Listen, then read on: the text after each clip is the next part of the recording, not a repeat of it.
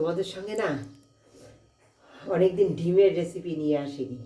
একদম চ্যানেল শুরু মানে কিচেন শুরু হওয়ার আগে একটা ডিমের রেসিপি করেছিলাম, আর আজকে আবার একটা নতুন পদ্ধতিতে একটা ডিমের রেসিপি করতে চলেছি। তোমরা আমার সঙ্গে থাকো, স্কিপ করে কেউ দেখো না, একদম শেষ পর্যন্ত থেকো। যে শেষে কি এমন দেব জিনিস যেটায় এই ডিমের স্বাদটা একদম দারুণ হয়ে উঠবে, আর এই শীত চলে গেলে সেই স্বাদ আর পাবে না ডিমের এই রেসিপির স্বাদ। তাই তোমরা এই শীত থাকতে থাকতে এই রেসিপিটি একবার ফলো করো, আমার সঙ্গে থাকো তোমাদের ভালোবাসা দিয়ে।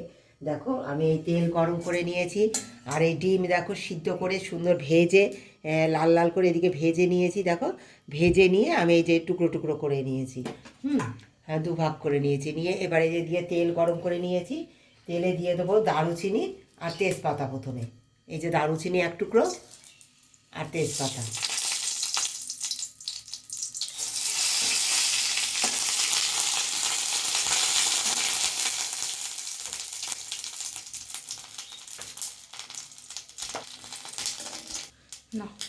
দেখো বন্ধুরা সুন্দর দারুচিনির গন্ধ বেরিয়ে গেছে। এবার দিয়ে দেবো সামান্য পেঁয়াজ কুচি, আর এই যে একটা টমেটো কেটে নিয়েছি, এই টমেটোটাকে দিয়ে দেবো।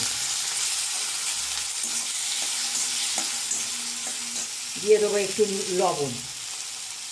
টমেটোটা আর পেঁয়াজটা তাড়াতাড়ি নরম হয়ে যাওয়ার জন্য লবণটা আগে দিয়ে দিলাম।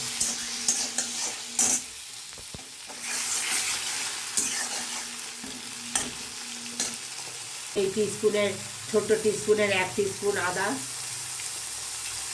বৌমা কাঠগুলো না ওই যে ওরা ফেলেছে না, একটু ওই সাইড দিয়ে দেবো। এই যে হাফ টিস্পুন, এই যে টিস্পুন না, এই যে মশলা টিস্পুনের হাফ টিস্পুন রসুন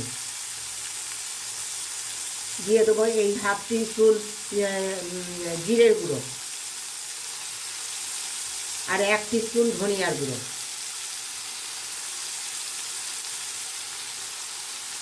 পরিমাণ মতো হলুদ আর কাশ্মীরি লঙ্কার গুঁড়ো।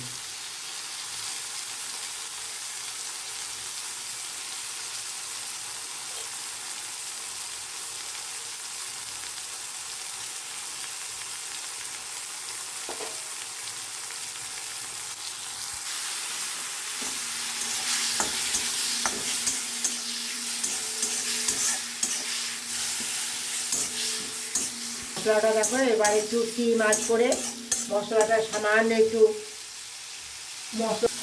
সামান্য জল দিয়ে মশলাটা কষিয়ে নেব। ধনে পাতা বেটে নিচ্ছি, তোমরা আমার সঙ্গে থাকো। হ্যাঁ এই কুচিয়ে নিয়েছি ধনে পাতাটা, দেশি ধনে পাতা, দারুণ টেস্ট। ধনে পাতাটা বেটে নিচ্ছি। সমস্ত মশলা আমার কষে গেছে, এবার দিয়ে দেবো এই যে ধনে পাতা তোমাদের দেখলে বেটে নিয়েছি, এই ধনে পাতা দিয়ে দেবো।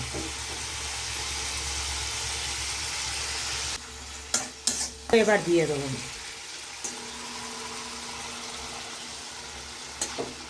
বন্ধুরা, দেখো তৈরি হয়ে গেল আমার ধনিয়া এগ কারি। খুব সুন্দর হয়েছে খেতে, তোমরা একবার ট্রাই করো। আমি এর আগে করে খেয়েছি আর তোমাদের তাই জানালাম রেসিপিটি। উপরে আবার একটু কুচানো ধনে পাতাও আমি এই যে দিয়ে দিলাম, দারুণ স্বাদের হয়। তোমরা একবার ট্রাই করো, যদি ভালো লাগে বন্ধু হয়ে পাশে থেকো, একটা লাইক এবং কমেন্ট করে জানিও যে কেমন হয়েছে আমার এই রেসিপিটি। যদি ভালো লাগে নিজেরা করে খেও, এবং করে খেয়ে কেমন লেগেছে সেটাও একবার কমেন্টে আমার কিচেনে এসে জানিয়ে দিও। যদি ভালো লাগে আমার পাশে ভালোবাসা দিয়ে থেকো প্রতিদিনের বন্ধু হয়ে।